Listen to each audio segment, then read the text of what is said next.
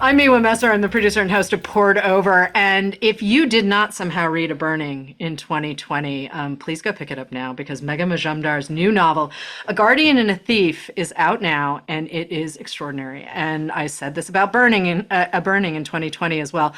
Megha does this thing with language and character, and these are literary novels that move.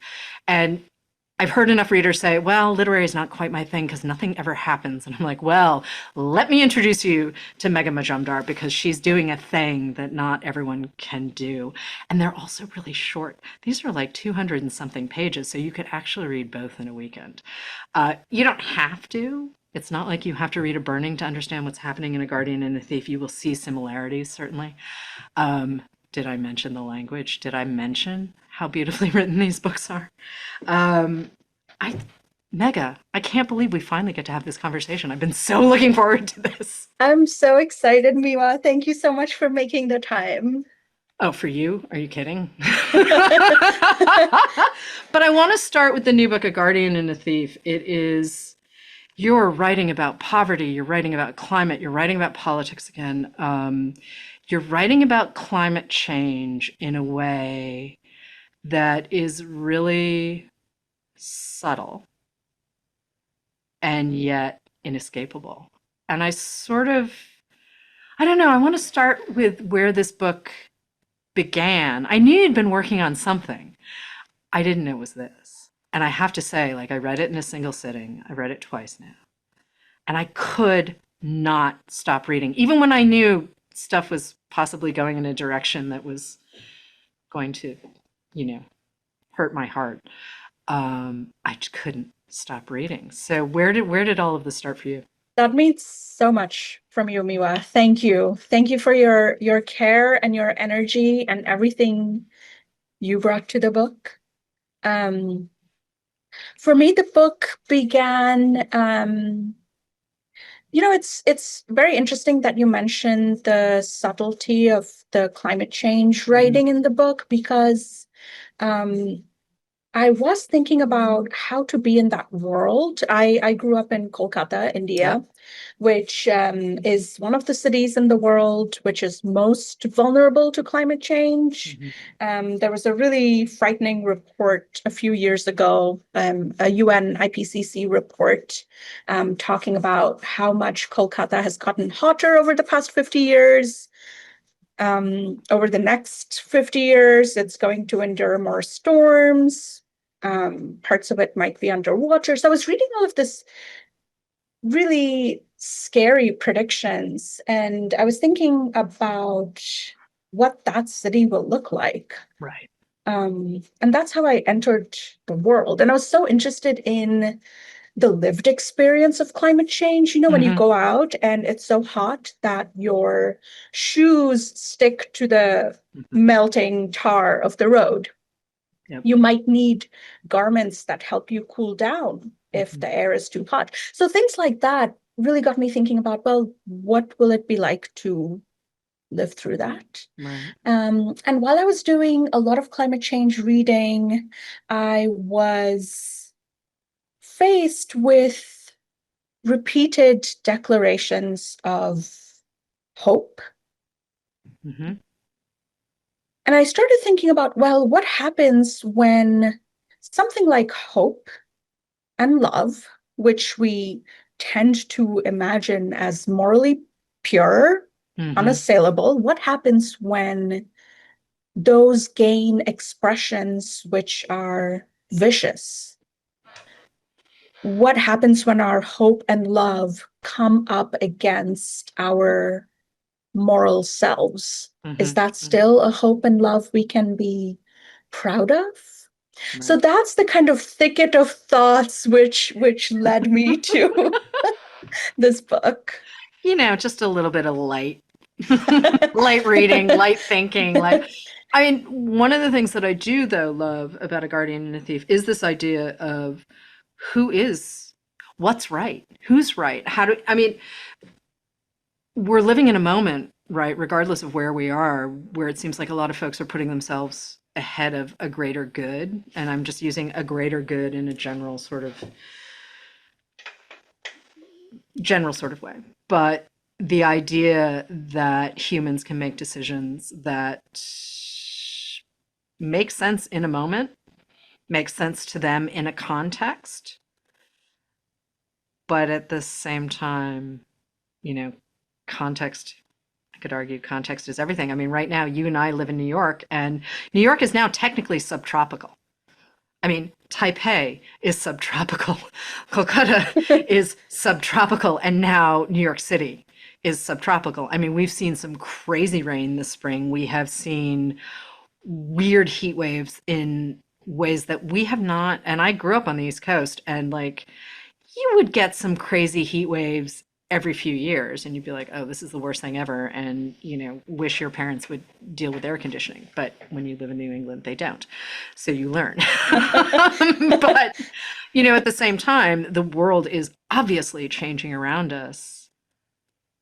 And so what do you do? What do you do when you're knocked off balance and you're trying to make a decision? And you've given us this family, Ma and Dadu, her father, and Ma's daughter, Mishti, who's 2. And the adults are obviously making decisions around this 2-year-old who doesn't quite have a lot of language and is a typical 2-year-old. And she's an absolute delight because she's on the page. Listen, some of us are not good with toddlers. Some of us know our limits as adults. Toddlers will stop me in my tracks. But Mom makes some choices. She's trying to get her kid out. She's trying to meet her husband in Michigan. She is trying to, and Dadu, same thing. And yet, I mean, I kind of see both sides of it, right? Yeah. It's, you're exactly right that I was so interested in these family stories, and especially in the story of a parent in climate crisis. Ma, of course, is mother to this 2-year-old. Her father, who is referred to as Dadu throughout the book, her father is, of course, her parent. So I was very interested in what it might be like to be a guardian in climate crisis. What happens when you understand that the world you live in is so unstable that your guardianship, your love confronts the love and needs of others. Right. And you have to make really horrifying decisions about what you will do to protect your own family.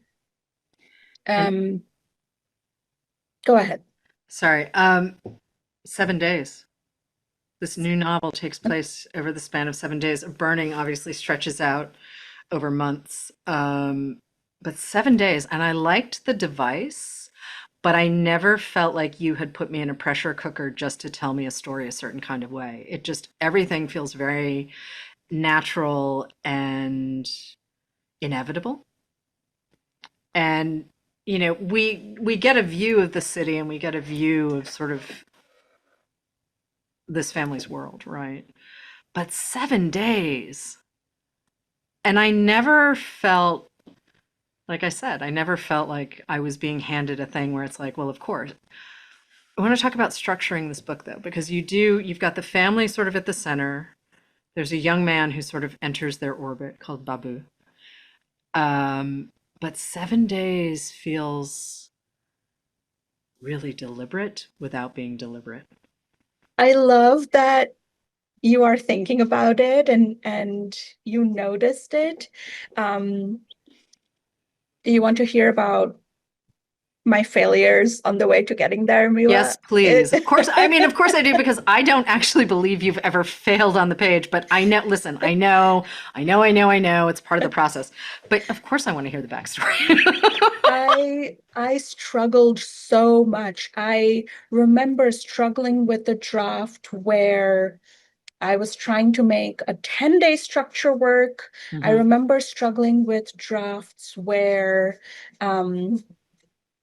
the plot was completely different. I had Mm, an earlier plot where there was an adolescent of maybe 10 or 11 years old who was going out to find food for her grandparents from this market that she had heard about. I was trying to make that work for so long. I knew that I wanted compression, um, because I needed the characters to be on the edge of something, and you can't be on the edge of something for too long. right.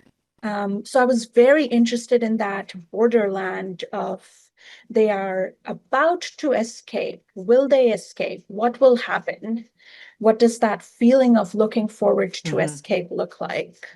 Um, and I finally landed on 7 days after trimming away. I Right. wrote pages and pages about this vertical farm, which never made it into the book. I wrote pages and pages about a friend of the main character Right. who would accompany them for a while, never made it into the book. I threw out, hundreds of pages writing about all of these other things. And then I realized it has to become 10 days and then 7 days. This story isn't meant to be 500 pages. It's just not, it's not the way you write. I mean, there are some writers who naturally come in at 500. It's just sort of the length they write at. I mean, I can think of a bunch off the top of my head, who just, they write long. It's how they do it. It's how their characters work. It's how their world building works. And I'm using world building. Yes, suburban America is also when you need to build that world when you're writing a Absolutely. novel. Um, but you have this rhythm on the page, you have this cadence on the page, and you see it a lot in A Burning too, which is narrated three separate sort of turns with some interludes from minor characters. This was interesting for me, having sort of this close third person kind of thing happening with occasionally, there's a telephone conversation. There are things that break up the narrative, but to move from this multiple first person to more of an all-seeing, omniscient. I don't know if I would have bought A Guardian and a Thief in the same way if it had been narrated first person, multiple. And you and I both know who those two people would be, right? Um, and it flies. The third person, omniscient, just it flies, and it's a little like reading. It's not actually. I'm not going to use that comparison because the voice I'm comparing second person and third person, which one probably should not do, but it's that same experience of being sort of flung into a story, and before you know it, you're closing the cover and saying, wait a minute, how is it possibly done? I do want to talk about the editing process though, and how much of the writing is rewriting, because I mean, the idea that you tossed out all of these other storylines, and I totally get it, but at the same time, I feel like this thing that I'm holding in my hand, right? Like I love the package on Guardian and Thief, but like everything about it is just right for the story and the characters. So how much of that is because you had to strip away everything else? You're right that I write compressed narratives. That's what feels intuitive to me. So it's not like I write a long story and then cut it down, Right. but it takes me forever to get to the correct Okay. version of that short novel. Hmm. Um, Editing, I have to shout out my brilliant editor, Jordan Pavlin, who is a star, and I can hardly believe that I am a very small part of her incredible list. She gave me a suggestion Hmm. which I think made the book so much stronger. Yeah. So she gave me this brilliant suggestion. She gave me 3 months or 4 months to work on it. Hmm. And I think it changed the book in a really profound way. And before the book got to Jordan, I worked on this book for 6 years, and it had so many iterations which Hmm. didn't work. Um, so many versions where I was moving in this world, but I Hmm. didn't quite have the people. I Yeah. didn't quite have the plot. So I was in this world. I was kind of bumbling my way through it for a very long time. And what you say about writing is rewriting, that is absolutely Hmm. 100% the case for me. I feel like I start up here and I have to excavate, excavate, excavate, get Right. to the truest form of each sentence and each scene, understand what I'm trying to do Mm. in a scene, understand what I'm trying to do with kind of emotional variation from Right. scene to scene, understand what happens next, what is the most logical thing for these characters to wish Hmm. for, to do, to act upon. So I love thinking about how plot moves. And at Yeah. some point, the writing of the novel became it swung around from me thinking about what the story is to me thinking about, okay, now I know what the story is. How do I invite a reader in and keep them there? I always think about Amy Hempel, icon. Yep. Amy Hempel said in an interview once that she writes as if her reader is dying to get away from her. And Sorry, that's great. That is and great, but also a it's little great. horrifying. Yeah. But like I am completely with her. I feel Yeah. like it's my responsibility, and it's a really fun and energizing responsibility to be aware that I have to keep the reader with the story. And if they are feeling bored, if they put the book down to look at their phone or do something else, it's because I have failed in the story at that moment in some way. Right. How do I fix it before it happens?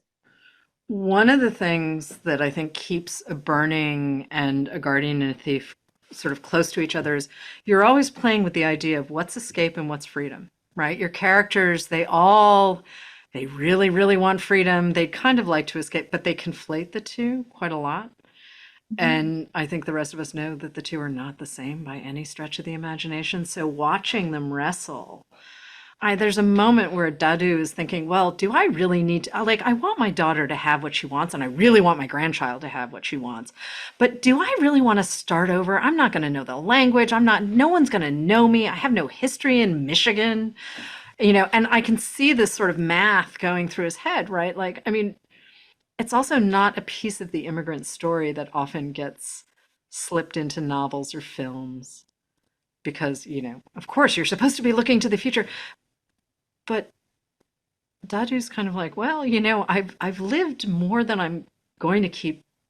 I mean, I'm not a young guy, and watching him sort of fiddle through that, and then what happens, basically because he's like, well, I'm going to do a thing.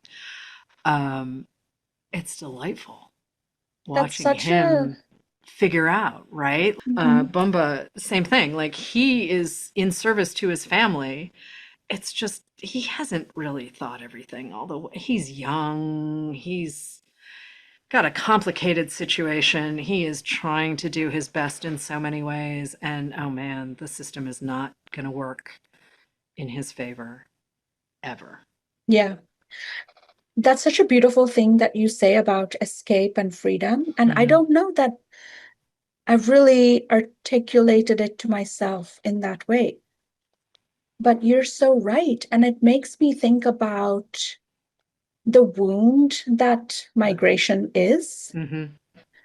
Um, I think it took me a long time to understand that while I'm so proud of having made a life in New York, Right. it's also a wound. It's pride and it's sorrow all at once. And I was drawn to consider that in the life of somebody who is an elderly person Right. who is thinking about making this move really solely for his daughter and granddaughter, Right. because he knows that what is valuable to him in the humor of the city that he knows, the spirit of the city, all the kind of street side conversations that he loves and is so familiar with, he will be giving all of that up, and his own life will be diminished by this move to Michigan. And he's still going to do it anyway. Straight Yes. up. I mean, you're writing about class again in a way that takes the edge off, right? There are some people who walk into conversations about class and they are absolutely ready to fight every single point and, you know, poke at each other with sticks and whatnot. There is a way that you write about class, and I'm thinking sort of how Jivan and Lovely and P.T. Sir, the three main narrators of A Burning, the way their stories intersect, because as much as it's about their stations, right? So you've got the gym teacher and, you know, the wannabe actress and the young woman who's, well, no longer selling clothing at a department store. Watching them tell their stories and not seeing how class impacts themselves, right? Like they're in it. We have the luxury of looking down and being like, oh, you guys. And I feel very much like that's happening with Boomba and Ma and Dadu. I mean, Mishti, obviously. She's two. She wants ice cream and cauliflower, which is great. But watching these folks move through their lives and not understand how class impacts them and status and not where they have privilege, where they don't, what they can do and what they can't. I mean, there's a moment where gold bangles are exchanged for something. And I was like, wow, that, yeah, I'm dancing around a plot point. Um, it's not out of character for Ma and where she is, but I can't imagine doing it. Right? Like I actually cannot imagine being that desperate and needing to do a thing where the jewelry, you know, is a key to one piece of movement. And I'm wondering how much of that you have to wrestle with, right? Like you don't want to make decisions necessarily for the characters. This is going to sound a little weird. I mean, the characters do end up sort of thinking for themselves if you're doing the thing right. But you've got to play with class and status and mobility, right? Mobility is a thing that apparently no one wants to acknowledge anywhere in the world. It's like, what does Mhm. mobility look like when you start at point A? And what does mobility look like when you start at point X? Mhm. And do they ever genuinely intersect? Right? Yeah, you're right. I am very interested in class. Mm-hmm. And one of the things that I was thinking about in this book is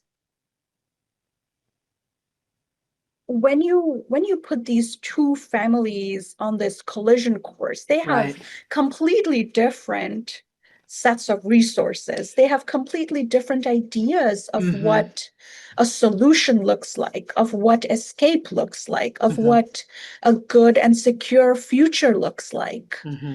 Um, what's going to happen? What is the Yeah. form of love and grappling with resources and fighting for security Mm-hmm. that emerges in that space between these two families?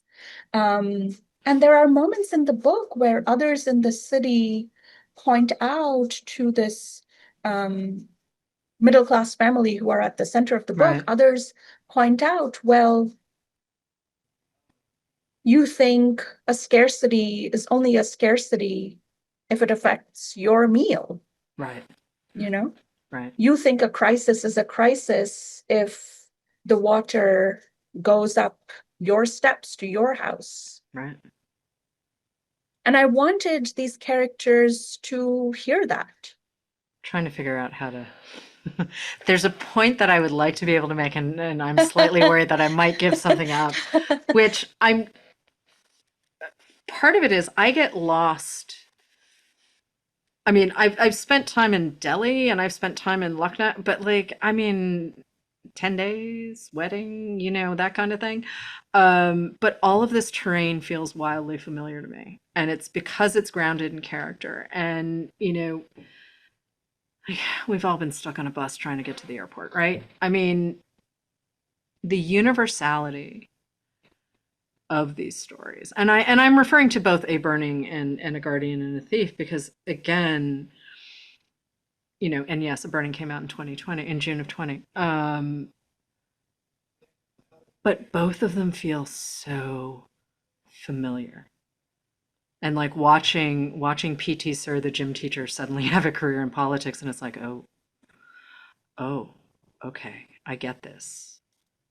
Or watching Lovely have a career and like the people around her being a little scuzzy, but yet Lovely gets a happy ending. And Jivan keeps making decisions because she thinks, well, this should be fair, this should be freedom, or this should be, and oh, I love that girl, but man.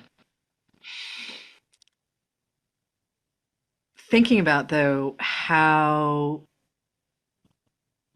you sit in this world, right? I mean, you just said it took you 6 years to write A Guardian and Thief, and I don't remember how long A Burning took. A Burning was almost a decade. No, it took a shorter time. I think it took me 4 years. Oh wow, okay. Yeah. So I have it backwards. Oh no. Yeah. But I'm just thinking about you sitting in this world with these people, being these people, right? Does it change you to write novels like this? I That's a mean, beautiful question. Yes, I think there is, I think of my writing as a way to ask the questions that interest me. right. So in that prolonged grappling with a question that interests me, Mm-hmm. I think I do feel changed. And there are also ways in which I grow over the writing of the book Yeah. that lets me complete the book. Okay. I felt this way when my son was born. This is actually something that I think is personally so interesting. Mm-hmm.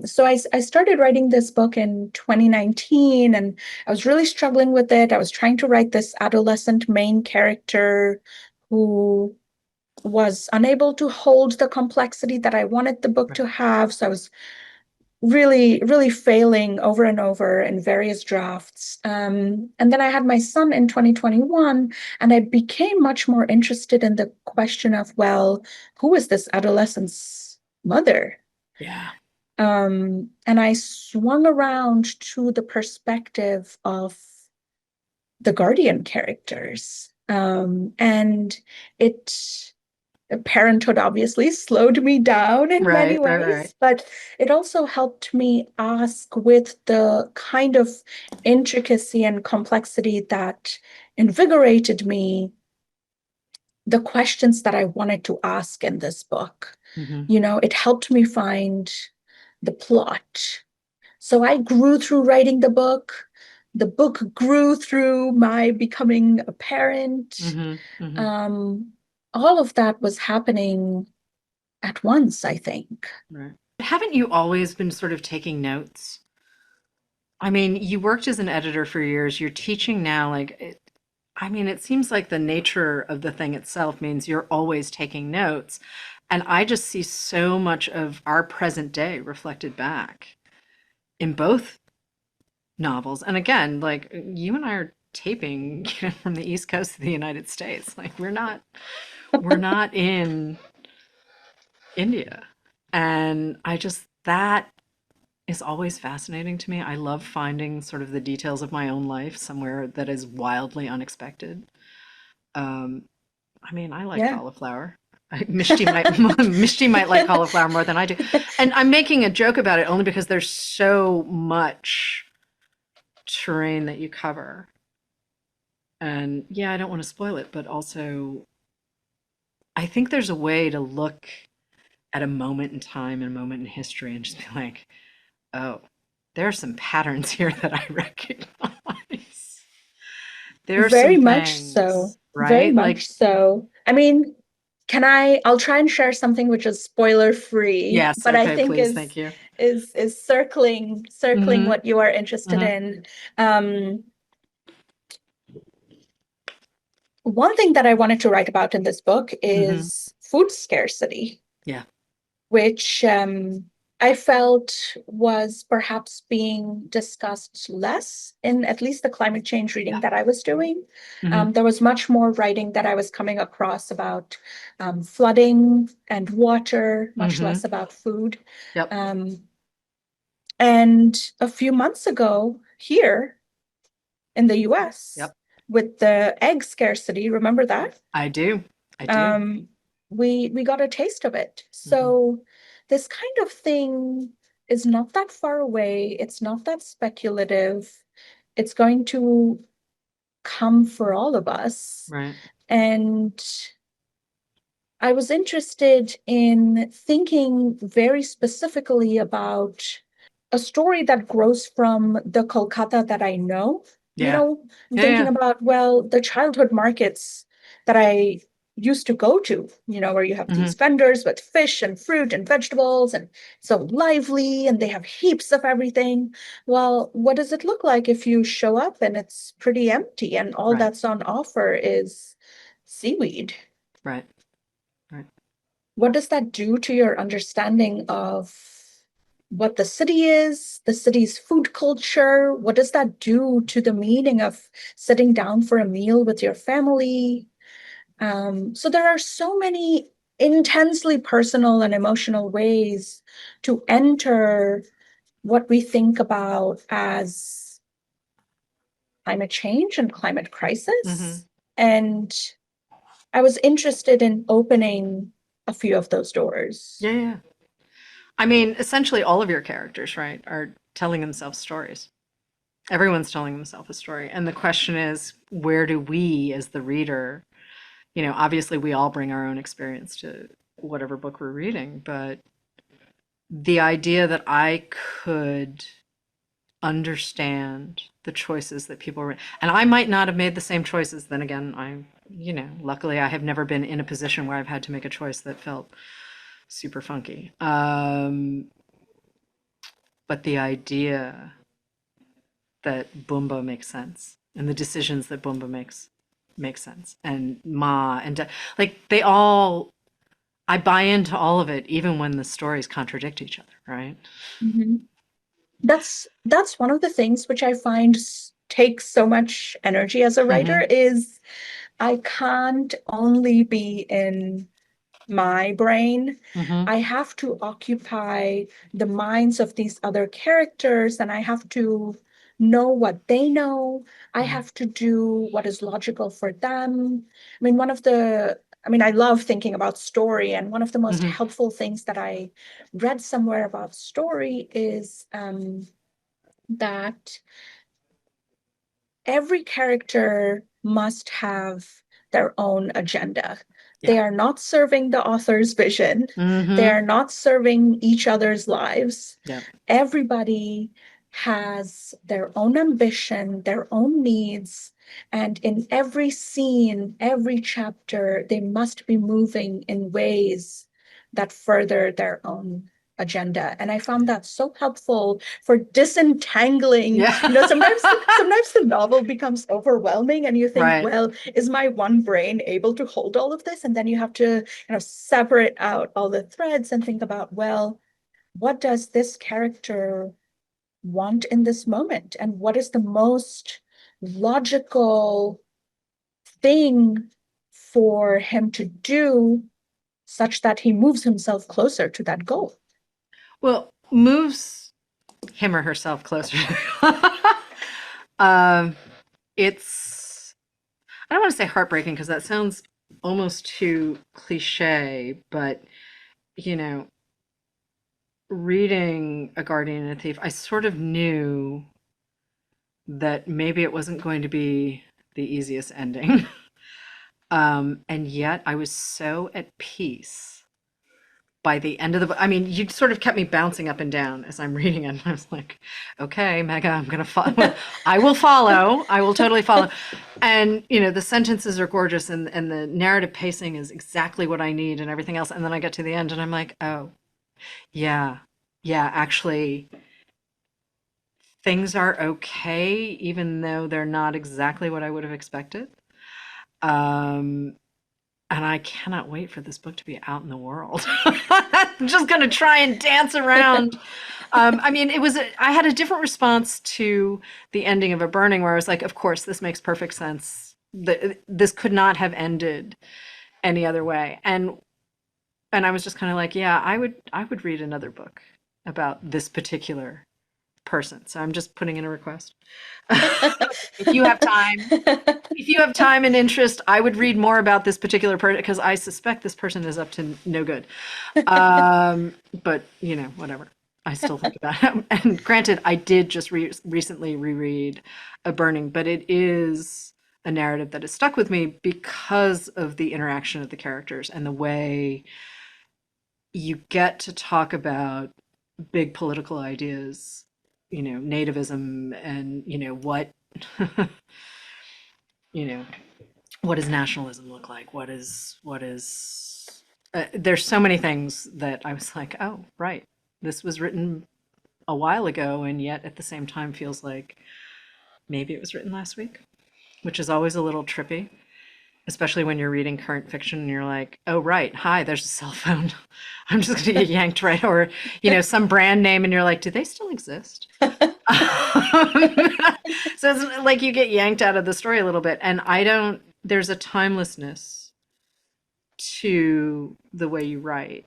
And even though I know it's sort of present day, even though I know it's kind of like, but it could be, 20 years ago kind of thing. And I'm wondering how much that matters to you to strip out sort of identifying details that might distract, I guess is the phrase I'm looking for. I think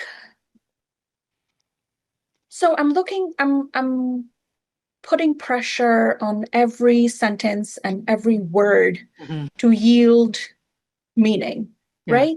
right. And so I guess I just never feel that a brand name or something very specific to a certain time yields the meaning that I'm looking for. Right.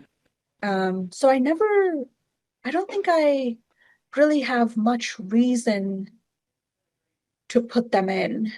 Because one of the things that I don't want to do is write a book where, and this is okay, I'm going to say something contradictory, but That's fine. We can do those things. Megha, we can live in the gray area. I swear we can do it. Life is not black and white. We can totally do this.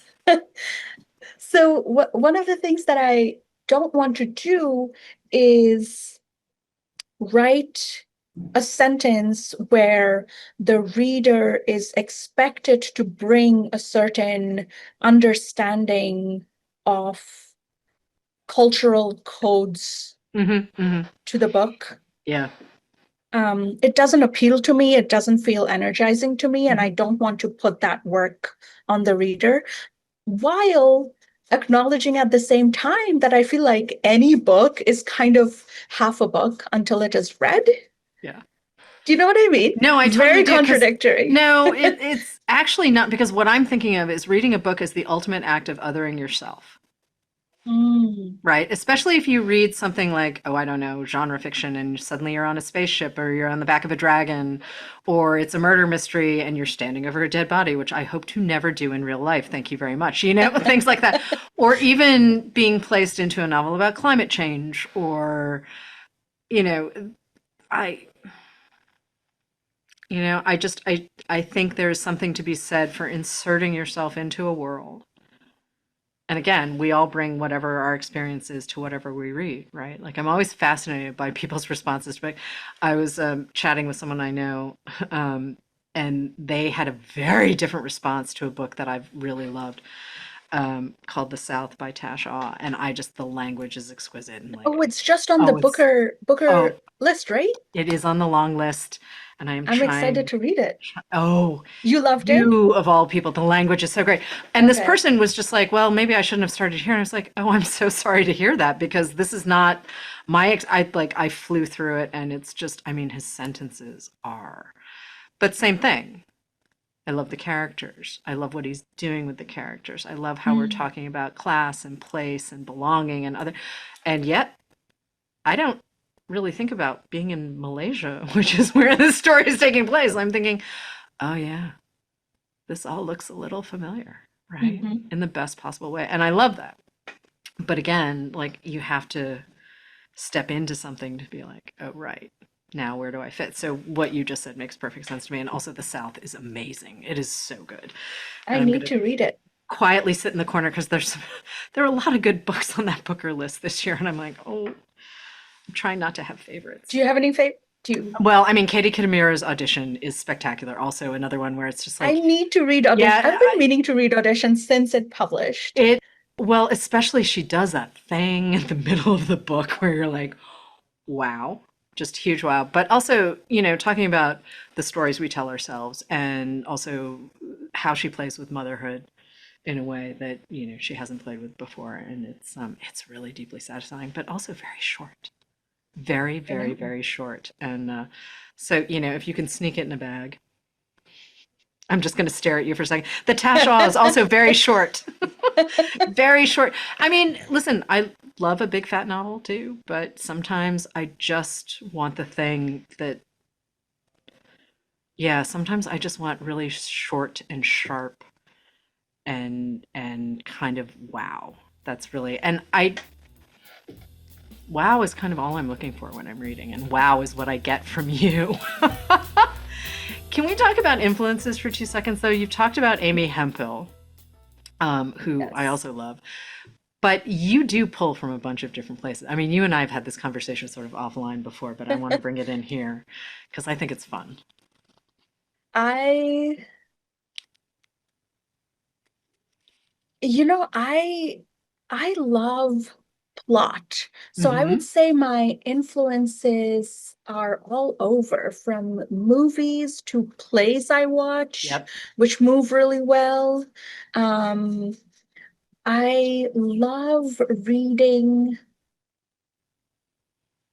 really well plotted books. Like, do you remember The Great Reclamation by Yes. Rachel Rachel Heng? Heng and the Plotted so, islands. yes, Oh, the islands and the yes. inevitability of Mm-hmm. our hero's life course. Exactly. Yeah, no, no. Plotted Fantastic. so Fantastic well. book. Fantastic. Um, I loved, do you remember Mobility by Lydia Hmm. Kiesling? Oh, yes, I do. Also very morally serious. Hmm. I love moral seriousness in a book, and I love kind of absorbing that. Hmm. I love the kind of emotional truth and intensity of Kaveh Akbar, Martyr, one Martyr. of the best books So I've read good. in the last 10 years, without a doubt. Like So top, good. I Yes. try not to make top 10 lists because they do. I mean, honestly, my reading is such that my top 10 lists change all the time. There are a couple of books that currently sit, if I had a hypothetical like top 10 of all time kind of thing, yeah, that's definitely on there. And Yep. I mean, Such a hard book to describe, but it does what it wants to do with so much truth and intensity. Um, I love the emotional impact of something like Julie Otsuka, The Swimmers. Did you read that? oh, Also yes, I very did. interesting And structure. great structure, amazing structure, but I did have a moment too where I was like, if I was ever swimming in a public pool and someone touched my foot to get me out of the way, I think I might lose my mind. I'm not great with being touched by people I don't know. And I'm hoping I would not accidentally kick someone. But the thing about Julie too is the voice Yeah. that she gets, and it's very arch and it's very detached, and yet it's not. Yeah. Like it's very warm and it's Hmm. very intimate, but she does it with language that is unexpected. And Hmm. that's one of the things, like watching the narrative unfurl in Guardian and a Thief and watching the narrative unfurl in A Burning, the language can't be detached. You cannot write in that detachment. But with Otsuka, man, Yes. she can do whatever she wants. Yes. Yes. But the language is always detached and a little arch. Yeah.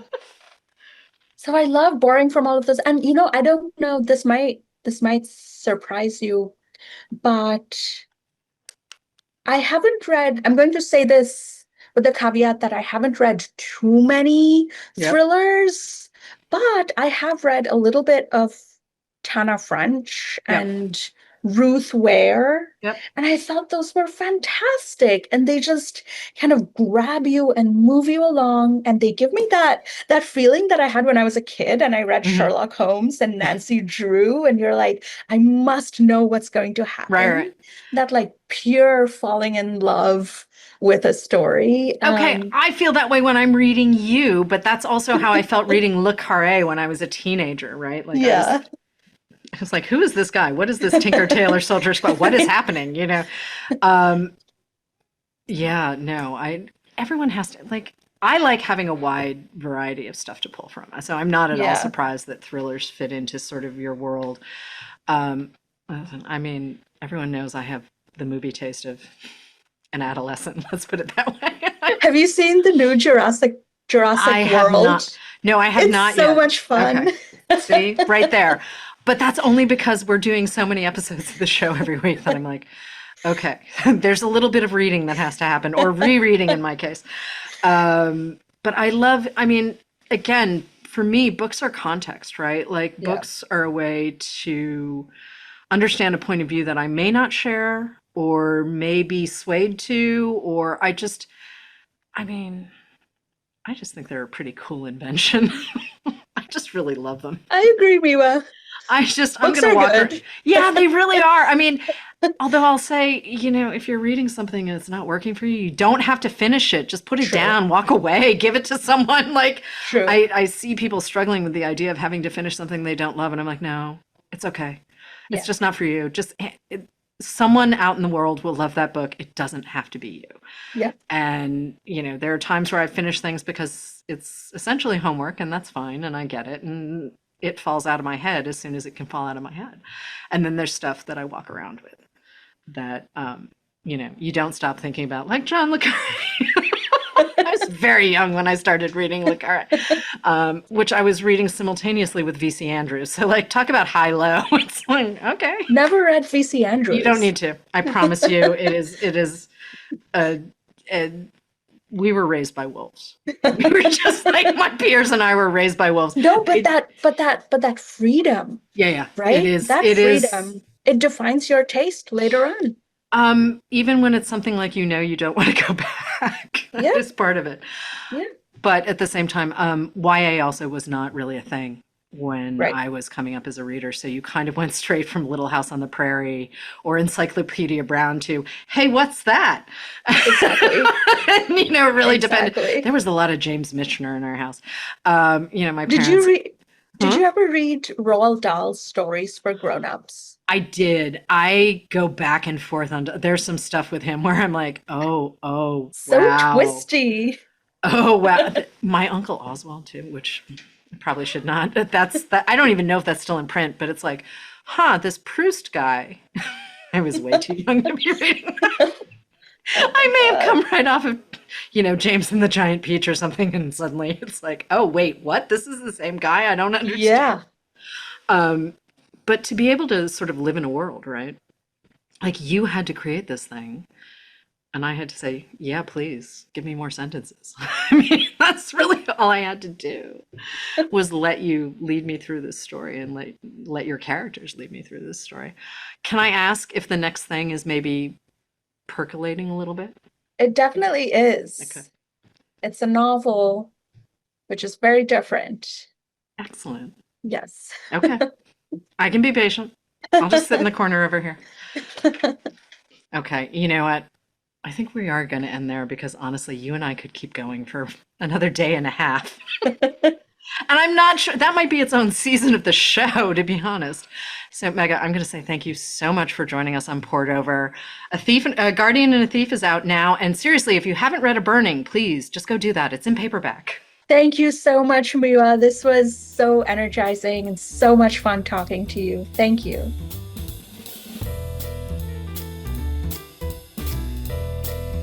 Thank you for listening. Poured Over is a Barnes & Noble production. To help other readers find us, please rate and review the show wherever you listen to podcasts.